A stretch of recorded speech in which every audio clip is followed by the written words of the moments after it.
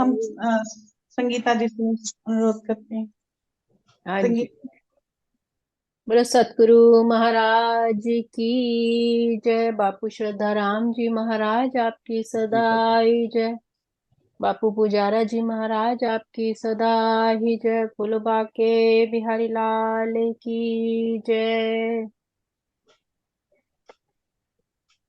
भजमन नारायण नारायण नारायण, श्रीमन नारायण नारायण नारायण, स्वामी नारायण नारायण नारायण, हरि हरि नारायण नारायण नारायण।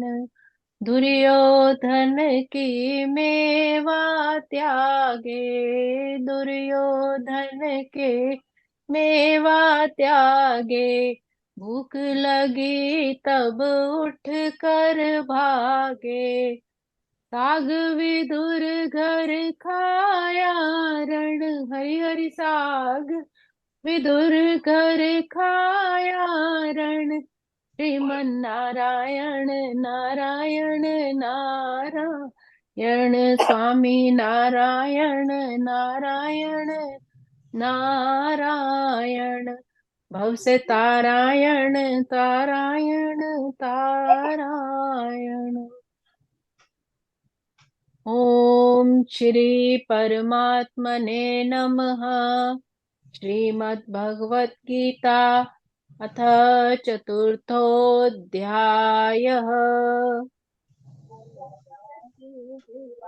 वसुदेव सुतं देवं कंस चाणूरमर्दनं, देवकी परमानन्दं कृष्णं वन्दे जगद्गुरुं, कृष्णं वन्दे जगद्गुरुं। हाँ जी। तो बापू जी की प्यारी साथ संगत जी, हमने चौथे अध्याय के श्लोक 28 तक श्रवण किए। थोड़ा सा सारांश, श्लोक 28, 27, 28 का सारांश लेते हुए आगे बढ़ेंगे। पिछले श्लोक में हमने श्रवण किया, भगवान अपने मुखारविंद से हमें समझा रहे हैं कि जो मनुष्य मन तथा इंद्रियों को वश में करके मेरा आत्म साक्षात्कार करना चाहते हैं, अर्थात मुझे प्राप्त करना चाहते हैं, मुझे जानना चाहते हैं, वे समस्त इंद्रियों और प्राणों की क्रिया को आत्म संयम की अग्नि में आहुति दे देते हैं। अपनी इंद्रिय तृप्ति के लिए अपने आत्म संयम की अग्नि में आहुति दे देते हैं।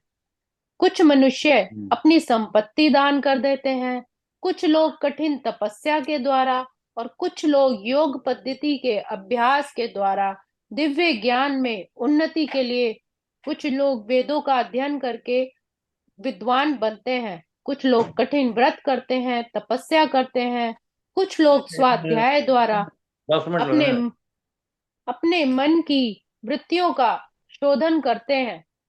तो यहाँ पर भगवान बता रहे हैं कि जब तक मन देह के संपर्क में रहता है वह संकुचित हो जाता है, लेकिन जैसे ही मन व्यापक अर्थात ईश्वर के कार्य में अनुसंधान में लग जाता है, उसकी भक्ति में लग जाता है, वह सभी विकृतियों से, सभी विषय विकारों से मुक्त होता है, और इस तरह उसकी आत्मा और शरीर पवित्र होने लग जाते हैं।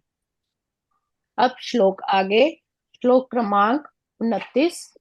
29 और 30 आपस में थोड़े कोरिलेट है, इसलिए हम दोनों श्लोक साथ ही लेंगे। अपाने जुह्यति प्राणं प्राणे पानं तथा परे, प्राणापानगतिरुद्ध्वा प्राणायाम परायणः, अपरे नियताहार प्राणान् प्राणेषु जुह्यति, सर्वेप्येते यज्ञविद्ये यज्ञक्षिप्त कल्मषः। हमने कल प्राणों के बारे में श्रवण किया था कि उसमें किस तरह अपने प्राणों पर श्वास प्रक्रिया कितनी, शरीर के लिए प्राणायाम कितने आवश्यक है, और शरीर की सारी प्रक्रियाएं उसी प्राण वायु के द्वारा चलती हैं। अपान वायु नीचे की ओर, व्यान, संकुचन और प्रसार, समान वायु से संतुलन रहता है, उड़ान ऊपर की ओर। और जब मनुष्य प्रबुद्ध हो जाता है तो वो इन्हीं सभी वायुओं को आत्मज्ञान द्वारा इन्हीं की खोज पे लग जाता है। बड़े बड़े संत महात्मा भी अपने श्वासों की प्रक्रिया द्वारा ध्यान समाधि में जाते हैं। इसी संदर्भ में भगवान आगे बता रहे हैं कि अन्य लोग भी जो समाधि में रहने के लिए श्वास को रोके रहते हैं, अर्थात प्राणायाम द्वारा रोके रहते हैं, वे अपान में प्राण को और प्राण में अपान को रोकने का अभ्यास करते हैं और अंत में प्राण अपान को रोककर समाधि में रहते हैं। अन्य योगी कम भोजन करके प्राण में ही आहुति देते हैं। कहने का भाव है कि श्वास को रोककर जो योग विधि कहलाती है, प्राणायाम कहलाती है, श्वास को लेना पूरक, श्वास को होल्ड करना कुंभक तथा श्वास को बाहर निकालना रेचक क्रिया कहलाती है। और जब साधु और संत जब गहन अपनी समाधि में चले जाते हैं तो जो अपान वायु अर्थात शरीर के हमारे नाभि से जो नीचे वायु प्रवाहित होती है उसको वो भी ऊपर की ओर ले जाते हैं, अपने सहस्त्रार चक्र अर्थात सचखंड जो हमारे मस्तिष्क में सबसे ऊपर रहता है, वहां ऊपर की ओर मतलब अपने श्वासों को लेकर जाते हैं और इस तरह उनके प्राण और अपान में रोक कर वो समाधि में रहते हैं। ये सारी विधियां इंद्रियों को वश में करने के लिए तथा आत्म साक्षात्कार आत्मज्ञान की प्रगति के लिए ही की जाती हैं। इस विधि में शरीर के भीतर वायु को रोकना कुंभक हो जाता है, वायु की गति की दिशा उलट सके। अपान वायु अधोमुखी है और प्राण वायु ऊर्ध्वगामी है अर्थात ऊपर की ओर जाती है। प्राणायाम में योगी विपरीत दिशा में श्वास लेने का तब तक अभ्यास करते हैं। साक्षी अपना साक्षी सारा संगीता, ये जो कम खाना लिखा हुआ है, कम खाने से भी मतलब श्वास ठीक आती है क्या? जी उसके लिए उसका श्वासों पे बहुत गहरा प्रभाव पड़ता है। जब भी जितने भी साधु संत हैं वो जब प्राणायाम या समाधि ध्यान की अवस्था में जाते हैं तो बहुत कम खाते हैं और धीरे धीरे कुछ पानी पर ही जीवित रहते हैं और फिर कुछ बिल्कुल निर्जला रहकर ही ध्यान समाधि में चले जाते हैं, क्योंकि उनकी साधना बहुत दृढ़ हो जाती है उच्च स्तर पे। तो जब प्राणायाम के लिए हमें श्वासों की जरूरत होती है तो जितना हम लाइट खाना खाएंगे, तो जितना सुपाच्य होगा, नॉनवेज वगैरह नहीं होगा, तो उतनी हमारी प्राणायाम साधना, श्वास लेने की साधना उतनी ही उत्तम हो जाती है। मेडिटेशन में उतना ही ज्यादा ध्यान लगता है। इसीलिए जब भी मेडिटेशन की स्थिति होती है कहा जाता है कि या तो आप 2 घंटे पहले खाना खा लीजिए या फिर बिल्कुल लाइट लीजिए, फलाहार लीजिए, जिससे आपका डाइजेशन जल्दी हो जाए, पेट खाली रहेगा तो उससे श्वास प्रक्रिया आराम से चलती है, मेडिटेशन में ध्यान ज्यादा लगता है। नहीं तो गैस, ब्लॉटिंग, सिर दर्द, दूसरी प्रॉब्लम हो जाती है। इसीलिए जो साधु जी जो आपने कहा ना नॉन वेज, इसकी बजाय ना तामसिक भोजन कहो जी, नॉन वेज ना तामसिक भोजन, तामसिक भोजन। ये बात, ये शब्द ही नहीं ठीक बात है। बहुत अच्छा नहीं लगता। शुद्ध भोजन, शुद्ध आहार करो। शुद्ध आहार या तामसिक भोजन कहते हैं, सात्विक या तामसिक। हाँ जी, तो उसमें तामसिक भोजन में और भी बड़ी सारी चीजें आ जाती है। तो जो मेन इसमें जो है वो मांसाहार के लिए कहा, चाहे खट्टा, ये मीट, हाँ जी, और भी बड़ी सारी चीजें आती हैं, ये सारे इसमें भी आती है। तो हाँ जी, तो वो श्वास के लिए जो कम भोजन, जो योगी के लिए कम भोजन कहा है, मतलब वही है कि फलाहार लेना है। जो भोजन ज्यादा देर पचाने में टाइम लगे उसको नहीं लेना। तो जब अपान वायु को प्राण वायु में अर्पित कर दिया जाता है तो इसे रेचक कहते हैं, अर्थात जब हम श्वास को बाहर निकालते हैं। जब प्राण तथा अपान वायु को पूर्णतः रोक दिया जाता है तो इसे कुंभक योग कहा जाता है, अर्थात जब हम अपने श्वास को गहरा श्वास लेके उसको अंदर होल्ड कर देते हैं। कुंभक योगाभ्यास द्वारा मनुष्य आत्म सिद्धि के लिए जीवन अवधि बढ़ा सकता है। जब हम गहरे लंबे श्वास लेते हैं तो उससे हमारे जीवन की भी जो है अवधि बढ़ जाती है। बुद्धिमान योगी एक ही जीवन काल में सिद्धि प्राप्त करने का इच्छुक रहता है, वह दूसरे जीवन की प्रतीक्षा नहीं करता। इसीलिए वो अपने श्वासों को गहरा और लंबा कर देते हैं, जिससे उनके जीवन काल बढ़ जाए। कुंभक योग के अभ्यास से योगी जीवन अवधि को अनेक वर्षों के लिए बढ़ा सकता है। कुंभक द्वारा जब वो श्वास लेंगे नहीं, छोड़ेंगे नहीं, तो उनके श्वास जो है उतने ही, जैसे कहा जाता है कि हर मनुष्य को भगवान ने श्वास गिन कर दिए हैं, तो इस तरह वो जब गहरे लंबे श्वास लेते हैं तो अपने वो उनका जीवन फिर बढ़ जाता है, क्योंकि उम्र श्वास बढ़- लेंगे छोड़ेंगे नहीं तो उनकी फिर उम्र वहीं रुक जाती है। ये वृंदावन किंतु में ऐसा एक देहरा बाबा जी हुए हैं, या और भी संत जो 200-250 साल तक रहे हैं, शायद जी इसी यही वजह से प्राणायाम ऐसे करके ही उन्होंने लंबा जीवन अपना कर जी, लिया होगा, है ना? अपने हर साधना में अपने श्वासों पर ही ध्यान दिया जाता है।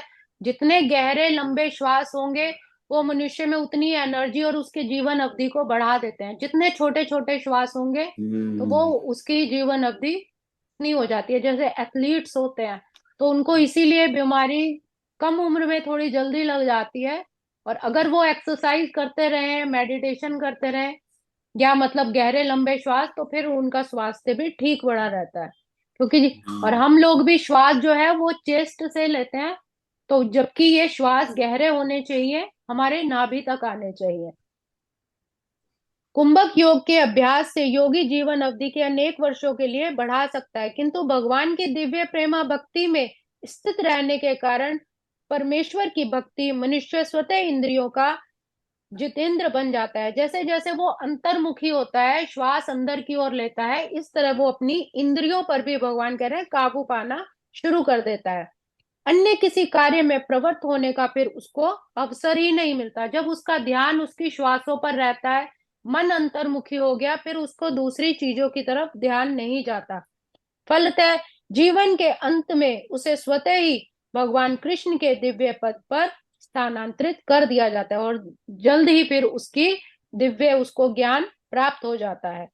जो व्यक्ति भगवान की निश्चल भक्ति में रहता है वह प्रकृति के गुणों को लांघ जाता है और तुरंत ही अध्यात्म पद को प्राप्त हो जाता है। कृष्ण भावना भावित व्यक्ति दिव्य अवस्था से आरंभ होता है और निरंतर उसी चेतना में रहता है, अतः उसका पतन नहीं होता। जो परमात्मा की भक्ति में रहता है, अपने मन को, अपनी बुद्धि को उसमें स्थित कर देता है, भगवान कह रहे हैं, फिर उसका पतन नहीं होता, फिर वो सीधा भगवत धाम को ही जाता है। और स्वतः ही कम खाने की भी उसको आदत पड़ जाती है, क्योंकि इंद्रिय निग्रह के मामले में कम भोजन करना अर्थात अल्पाहार करना अत्यंत लाभकारी होता है, और इंद्रियों को वश में किए बिना इस भव बंधन से बाहर निकलना संभव ही नहीं है। ये सभी यज्ञ करने वाले यज्ञ का अर्थ जानने के कारण पाप कर्मों से मुक्त हो जाते हैं और यज्ञ के फलस्वरूप अमृत को चखकर परम दिव्य आकाश की ओर बढ़ने जाते हैं। विभिन्न प्रकार के यज्ञ, जैसे द्रव्य यज्ञ, जो धर्मशाला या अनुष्ठान बड़े बड़े बनाए जाते हैं, स्वाध्याय, बड़े बड़े ग्रंथों का अध्ययन करना, और योग के द्वारा जो अपने स्वाध्याय करते हैं, योग यज्ञ, इन सभी की उपयुक्त व्याख्या से इन सबका एक ही उद्देश्य है, और वो है अपनी इंद्रियों को वश में करना। इंद्रिय तृप्ति ही भौतिक अस्तित्व का मूल कारण है, इसलिए जब तक इंद्रिय को वश में ना किया जाए तब तक उस सच्चिदानंद परम पिता परमेश्वर के धरातल तक उठ पाना संभव ही नहीं है। यह धरातल नित्य आकाश या ब्रह्म आकाश में ही उपस्थित है। सारे यज्ञ से संसार के पाप कर्मों से विमल हुआ जा सकता है। जीवन की इस प्रगति से मनुष्य न केवल सुखी और ऐश्वर्यवान बनता है, अपितु अंत में वह उस निराकार परमपिता परमेश्वर के साथ भी संबंध स्थापित कर लेता है। श्री भगवान कृष्ण की संगति प्राप्त करके, उस परमपिता परमेश्वर की संगति प्राप्त करके, भगवान कहते हैं कि इस तरह वो भगवान के शाश्वत धाम को प्राप्त कर सकता है। इसके लिए उसको अपनी इंद्रियों को वश में करना होगा।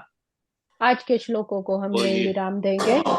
और ये मैं आपको बता दूं कि साधु जो संत कृष्णार्पणमस्तु। लोग हैं ना, हाँ जी, बहुत बहुत कम खाते हैं। ये इनका आप ध्यान करना, कभी भी ये संत लोग जितने हैं ना, इसलिए वो कम खाते हैं ताकि इनको एक तो आलस कम आता है, फिर उसमें उन्होंने प्राणायाम करना है, प्रभु की तरफ जुड़ना है, समाधि लगानी है, तो जी ये जी बड़ा बिल्कुल ध्यान करने ठीक। वाली ये बात है। ये सोते बिल्कुल सोते ठीक। भी कम है जी।